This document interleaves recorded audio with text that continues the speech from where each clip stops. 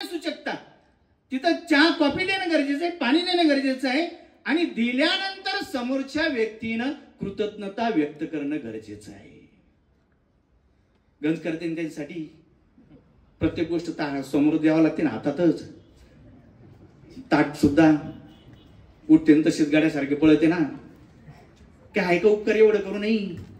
गंज पुढं पुढं करते, सगळं करते, पण काही उपकार आहे का? अहो साधं शब्दानं सुद्धा म्हणत नाही ना.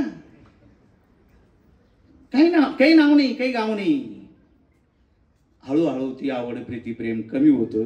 शेवटी मालकाची उपेक्षा होती, जे करेल त्याची उपेक्षा होती, आवेरण होत राहतं आणि एक दिवस उदासीनता निर्माण होते एकमेकाबद्दल. मग संन्यासाकडे होतो, सगळे संन्यासीकडे वळत नाही. त्याला काहीतरी कारण लागतं, आहे की नाही? म्हणून कृतज्ञता प्रत्येक गोष्टीविषयी तुम्ही व्यक्त केली पाहिजे. सामान्य एखादं पाणी जरी भरून दिलं, धन्यवाद, वा